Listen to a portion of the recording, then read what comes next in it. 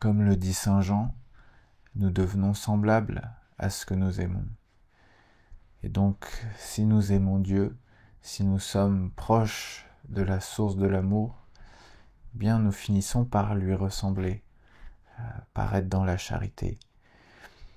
Mais si nous nous aimons nous-mêmes, et seulement nous-mêmes, sans Dieu, eh bien nous finissons par ressembler à nos péchés, à nos misères, et à tout ce qui est coupé de Dieu, c'est-à-dire à tout ce qui est dans l'égarement, parce que on a beau croire que c'est pas nécessairement être dans l'égarement qu'être coupé de Dieu, et sans doute en un certain sens, mais je pense qu'on peut aussi sentir facilement à quel point en réalité il s'agit bien d'un égarement, et pas d'un point de vue de la valeur, pas d'un point de vue moral, mais à l'intérieur de nous-mêmes.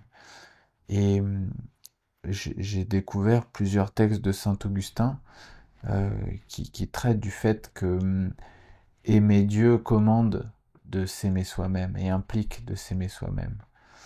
Et il nous dit ceci: qui donc sait s'aimer aime Dieu. Par contre, qui n'aime pas Dieu a beau s'aimer, ce qui lui est donné avec sa nature, on peut sans arbitraire dire qu'il se hait, puisqu'il fait ce qui lui est contraire, et qu'il est comme son propre ennemi, acharné contre lui-même. C'est là un égarement vraiment effroyable. Alors que tous veulent leur bien, beaucoup ne font que ce qui leur est le plus funeste. Et ça me fait penser au développement personnel, et c'est vrai que jusqu'à maintenant, j'avais pu penser que s'aimer soi-même, c'est aussi pouvoir se respecter, par exemple par rapport aux autres, savoir se retirer, poser ses limites, prendre du temps pour soi, etc.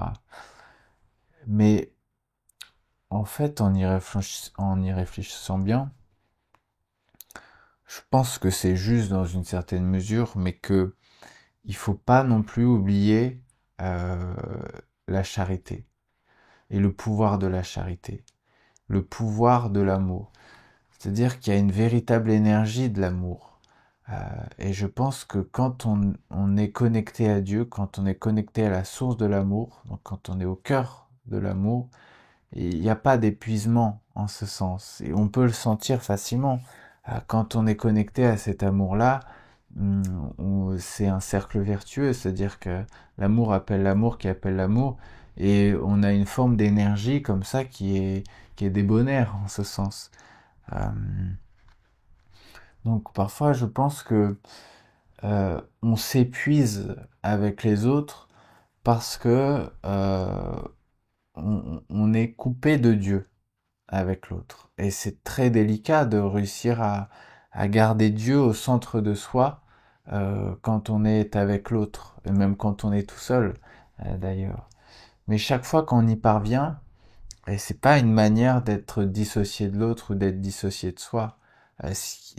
La dissociation, en réalité, elle existe lorsqu'on est coupé de Dieu. C'est pour ça qu'on s'épuise, au bout du compte.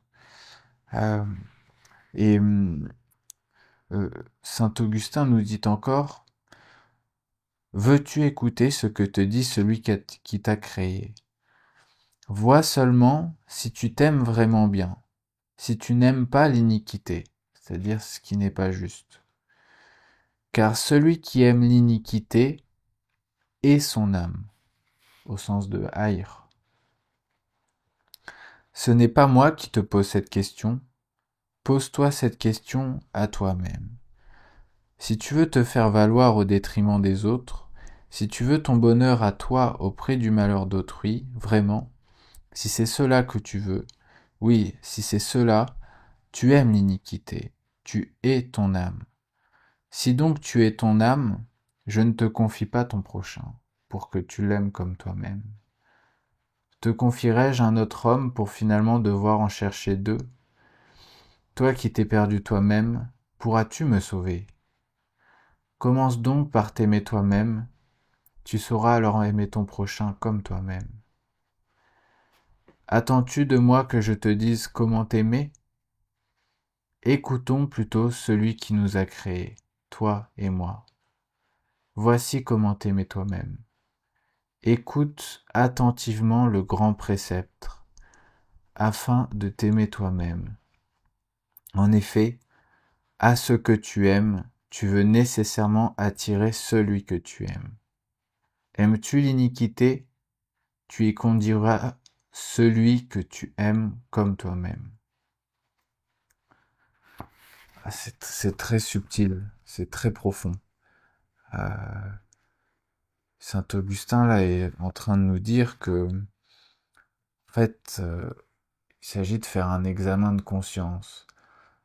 Et je pense que parfois, ça a déjà pu nous arriver euh, de se réjouir un peu du malheur de l'autre, ou du moins euh, euh, de vouloir son bien au prix de celui des autres. Et ce qui reste une forme d'iniquité, ce qui reste une forme d'injustice. Et donc, si on est en train de vivre sur ce mode-là, euh, comment est-ce qu'on pourrait aimer son prochain? Et comment est-ce qu'on pourrait s'aimer véritablement soi-même, puisque malgré nous, on conduit l'autre à l'iniquité comme on est en train de le faire nous-mêmes à l'égard de nous-mêmes. Euh, c'est très profond, hein, parce que l'amour de soi, lorsqu'il est coupé de Dieu, il se glorifie de lui-même. Mais on voit bien comme ça devient vite une sécheresse de l'âme. Alors peut-être que quand on est coupé de Dieu, par principe, on ne peut pas sentir qu'on est coupé de Dieu et on ne peut pas sentir cette sécheresse de l'âme parce qu'on ne connaît pas la richesse de sa vie lorsqu'elle est auprès de Dieu. Ou alors on l'a oublié et on peut facilement l'oublier dans la vie de tous les jours, même quand on l'a connue. Et alors on ne l'oublie pas tout à fait parce qu'on sait qu'elle existe, mais on en vient comme à douter quand même de son intensité puisqu'on n'y est plus. Donc l'âme, quand elle est sèche, le terrain est aride et donc il est d'autant plus difficile de refaire germer des petites étincelles de vie. Euh, c'est là, je crois, qu'il faut qu'on prenne garde et qu'on soit attentif toujours à ce qui se passe en nous. Et Saint Augustin dit dans les Confessions, euh, lorsque j'aime mon Dieu, c'est la lumière, la voix, l'odeur de mon être intérieur que j'aime. C'est très intéressant parce que là, on voit bien que l'amour de Dieu n'est pas amour d'une extériorité ou d'une personne, mais est vraiment un amour de soi, dans notre intériorité. Et c'est pas un amour de notre ego, c'est c'est un amour d'une présence. Il parle de lumière, il parle d'une lumière, d'une voix, d'une odeur. C'est magnifique parce que c'est une description sensorielle du Saint-Esprit quand il est présent en nous, quand il agit en nous. La lumière, c'est celle de la clarté de nos pensées qui tout d'un coup se manifeste. La voix, euh, je pense que c'est en ce sens-là qu'on peut comprendre que Dieu nous parle quand il est au cœur de nous, quand on est présent à Dieu. Cette voix, c'est cette conscience éclairée qu'on entend et qu'on connaît, qu'on découvre. Et il parle de l'odeur. Ah, c'est intéressant. Alors, je ne sais pas comment vous l'entendez, et ça m'intéresserait de le savoir. Moi, je l'associe à cet air frais qu'on sent en nous, dans l'essence, dans notre conscience, dans notre cœur, dans notre âme. Et cette odeur, c'est comme l'odeur qu'on redécouvre au printemps quand on sort en bas de chez nous. Et c'est pas encore l'odeur des fleurs, parce qu'il n'y a pas forcément des fleurs en bas de chez nous, mais c'est une fraîcheur qu'il y a dans l'air. Il y a quelque chose, une senteur qui fait qu'on redécouvre ce que c'est que le printemps, avant même les parfums. Et je pense que c'est ça l'odeur du Saint-Esprit, c'est cette fraîcheur, c'est ce qui est frais et aéré.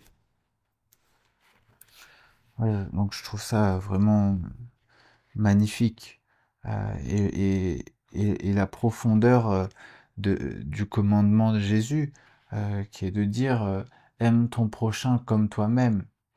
Euh, c'est ça le commandement principal, fondamental que vient nous apporter Jésus.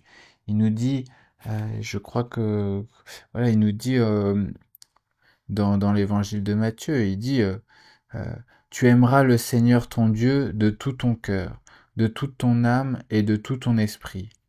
Voilà le plus grand et le premier commandement. Le second lui est semblable. Tu aimeras ton prochain comme toi-même. À ces deux commandements se rattache toute la loi, ainsi que les prophètes. Et par commandement, il ne faut pas forcément entendre quelque chose qui nous est commandé. Euh, Par commandement, on entend ordre, mais c'est pas un ordre au sens de l'ordre qui est justement commandé.